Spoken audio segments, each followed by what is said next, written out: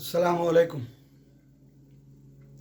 बहुत दिन बाद जिसे कहते हैं कि दिल की एक आरज़ू पूरी हुई, एक मैसेज आया कि आप जो ये प्रोग्राम कर रहे हैं ये वन वे सर्विस है ना, वन वे है, यानी खाली आप अपनी बातें करते रहते हैं और हमें तो आप दावत नहीं देते कि हम शेयर कर सकें इसमें ना। तो आप ऐसा करें कि प्रोग्राम को ज़रा क्या कहना चाहिए, उर्दू में कहते हैं कि दिलचस्प बनाने के लिए कुछ ऐसी बातें करें, ऐसे सवालात करें कि सुनने वाले भी उसका जवाब देने पर मजबूर हों। हाँ, तो आज मैं पहला ये सवाल जवाब का सेशन शुरू कर रहा हूँ।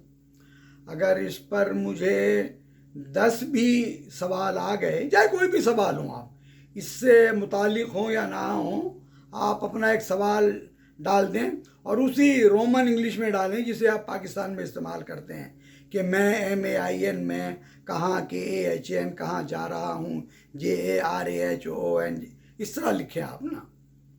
तो अगर आपने इसमें अपना शौक़ इस्तेमाल किया तो मेरे लिए ये होगा कि मुझे और मेहनत करनी पड़ेगी कुरान और सुन्नत से वो सवाल करने की, और अच्छा लगेगा कि आप भी इसमें जो है हिस्सा लें, दिमाग इस्तेमाल करें और ये देखें कि कुरान और सुन्नत खाली हमें यही बातें नहीं बताती जो कुछ हमें बताया है, जो हमारी इबादतें हैं, ये तो पैगाम ही है उसका, मगर इसके साथ भी क्या क्या बताता है। स्पेशली कुरान जो है हमें किस किस बात की दावत देता है ना।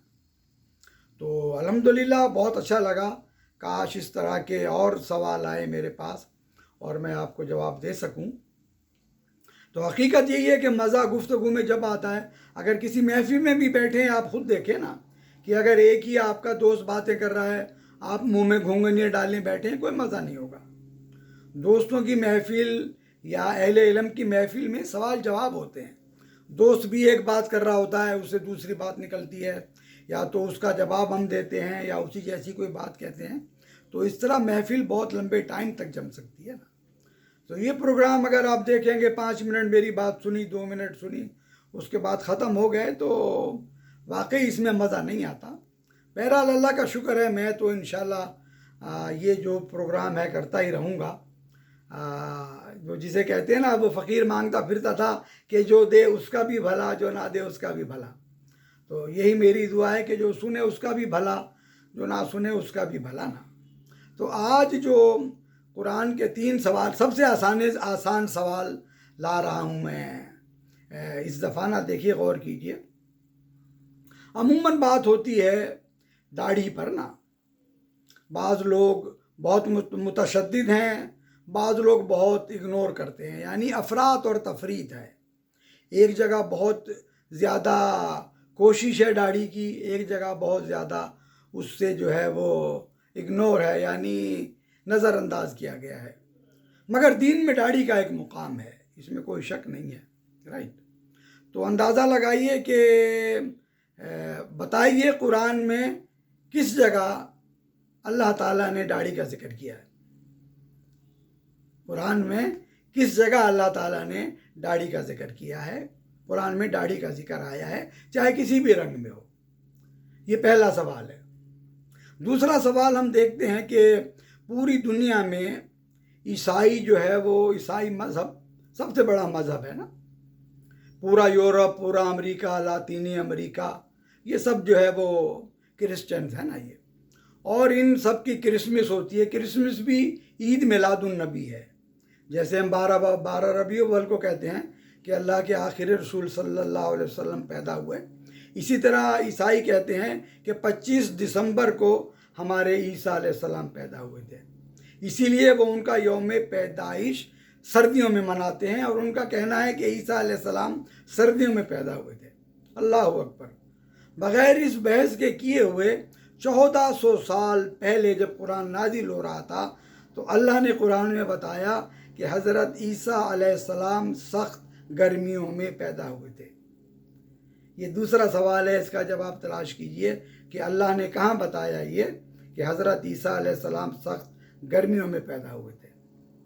ये बहुत आसान सवाल है, اس کے بعد اگر ان میں سے 2 کے بھی جواب آ گئے، 3 کے بھی جواب آ گئے تو انشاءاللہ تعالیٰ اور میں سوال قرآن سے آپ کے سامنے پیش کروں گا۔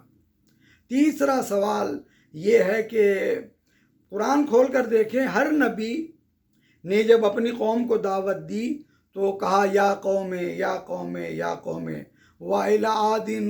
وَإِلَىٰ ثَمُودَ أَخَاهُمْ صَالِحًا قَالَ یا قوم۔ صالح اپنی قوم کی طرف بھیجا گیا اور اس نے کہا کہ یا قوم، اے میری قوم، اے میری قوم۔ مگر قرآن میں ایک نبی کا ذکر ہے جس نے یہ نہیں کہا یا قوم، میری قوم نہیں کہا، بلکہ دوسری طرح ان کو مخاطب کیا ہے۔ بتائیے یہ نبی کون تھے اور انہوں نے اپنی قوم کو جن سے مخاطب تھے یا قوم کیوں نہیں کہا؟ اس دفعہ کے لیے یہ 3 ہی سوال ہیں، ان پر غور کیجئے۔ اگر ان کا جواب آتا ہے، نہیں آتا ہے، کسی نہ کسی طرح، اگر نہیں آتا ہے تب بھی کسی طرح جواب دیں آپ، تاکہ میں الحمدللہ اور سوال تلاش کر کے، یہ درس کا سلسلہ بھی جاری رہے گا اور بیچ میں ایک پروگرام ایسا بھی ہوا کرے گا جس میں یہ سوال آپ کے سامنے پیش کروں گا۔ میری پھر عرض ہے، میں دعا گو ہوں، میں کہہ نہیں سکتا، میری دعائیں ہیں جس نے بھی مجھے اس کی طرف راغب کیا۔ حالانکہ میں دل چھوڑ بیٹھا تھا، شروع میں نے کئی دفعہ یہ سوال کیے مگر کسی کا کوئی جواب نہیں آیا، مگر میں انشاءاللہ تعالی اب آپ کے جواب کا منتظر ہوں، آپ کی رائے کا بھی۔ پیشی ہے، 3 سوال ہیں، بہت چھوٹی سی یہ ویڈیو ہے، اس میں انہیں غور کر کے سنیں اور جواب دیں۔ انشاءاللہ تعالی آپ کے اور میرے لیے ضرور فائدہ مند ہوگا۔ اللہ تعالی ہماری اس کوشش کو قبول فرمائے۔ وما علینا الا البلاغ وآخر دعوانا ان الحمد للہ رب العالمین۔